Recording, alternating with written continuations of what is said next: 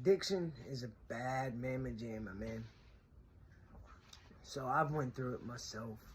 I've done some horrible things. I've done things I never thought I would ever do in a million years. And the drugs hijack your mind.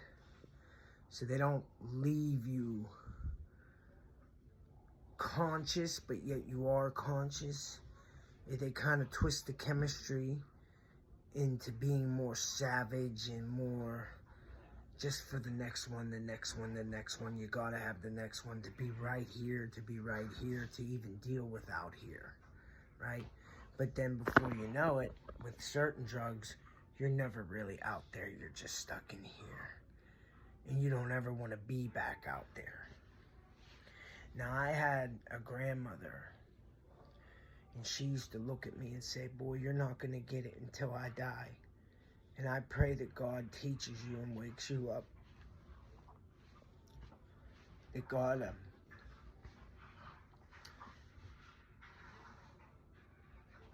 lets you grow older and see your children. I tortured that woman. Her only crime was that she loved me too much. She'd have let me get away with murder. I relapsed right after she died. I was clean. I whispered in her ear. I told her, it's okay, Grandma. I'm going to be okay. I'm clean. You can go. And she flatlined, literally in my arms. But while she was alive, she said, you'll never get it while I'm alive, will you? Because she knew she couldn't stop helping me. And she knew she couldn't take the steps it took to get me right, to let me alone. I've seen so much, so many of addiction's ugly faces, because they're so all different. And my grandmother was right. I had an enabler. I had someone that would go to war for me no matter what and never let me feel my consequences. I tell you what, I didn't like being away from my children and not having my grandmother out here. I didn't like going through withdrawal in a cell and not having my grandmother out here to call or to make sure I had lawyers or to make sure I had this, to make sure I had that. I didn't like that. I didn't like that. And I had to make a decision and make it quick because I was warned over and over again. 32 pictures in Allegheny County Jail at 28 years old. I can't even tell you how many rehabs of AMA I died of and panic attack died of and played the charades and done all that stuff. I can't tell you. I literally ran my life through the ringer. And I ran the only woman who loved me most through the ringer.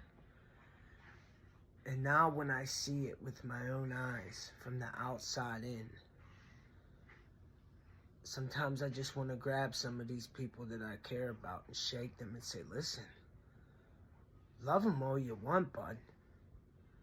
But you have to let them hit their lows and their rock bottoms if you really love them. If not, you might zip them up in a bag. You might see the life leave their eyes. And they'll be stiff, cold, and blue. And then there will be nothing you can do. That little bit of sickness, that little bit of insanity is not going to hurt them. That little bit of jail time may just be what saves their life. I know how sick the addict can make the parents. You got grandparents that'll let their daughters or sons basically almost kill and put their grandchildren in danger because that's their little baby, that's their angel. They can't hurt them. They can't watch them be like this. They don't know what to do. They don't know what to do. Well, here's what you do. You let that go. You protect those babies. You protect those children. Keep them safe until this person can come back to sanity and hit rock bottom. If not, you are condemning those children to a life of exposure to addiction, to a life of exposure to chemicals, to a life of exposure of domestic violence, to a life of exposure to stuff they just don't need to be exposed to. You're allowing other people in their lives to be victims. But it's okay, that's your angel. Well, your angel is out robbing other people's angels. Your angel is out destroying and hurting people. You understand that, right?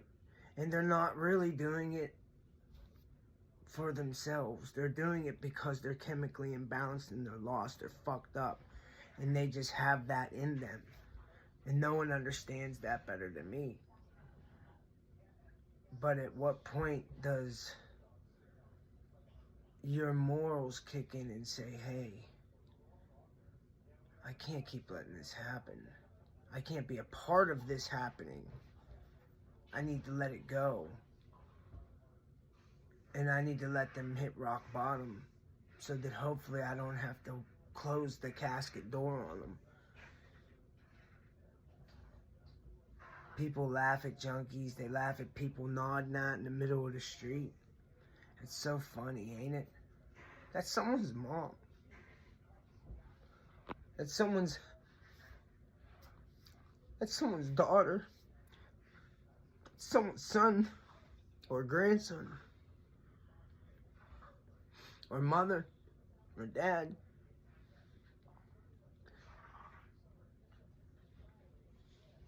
Y'all out here making money off them snaps. Yeah, making money off them snigs, them snaps. You're so cool, dude. Is that where your IQ goes to? Oh, you got someone to blame it on? Huh? The only people we can blame it on is our own government. But at some point, you gotta recognize what you're doing is foul. And you destroy families. And you make people have to make decisions they never thought they'd have to make in their lives. And so every dope dealer and crack dealer out there, I just want to give you a firm fuck you, pussy. You ain't got no IQ, pussy. And if you do, you're just a dirtbag, pussy. Go do something else.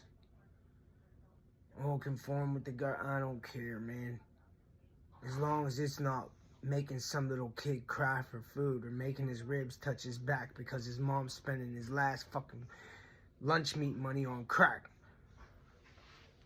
And robbing the whole family, or the dad's fucking out here fucking going fucking ballistic. Y'all motherfuckers better wake up and smell the roses, dude. The government put this shit here for us, I think, in my opinion, to kill us. And to ward us off and to split our dynamic and split our family. That's just one tool of many they use to attack our psyches. And it's the strongest.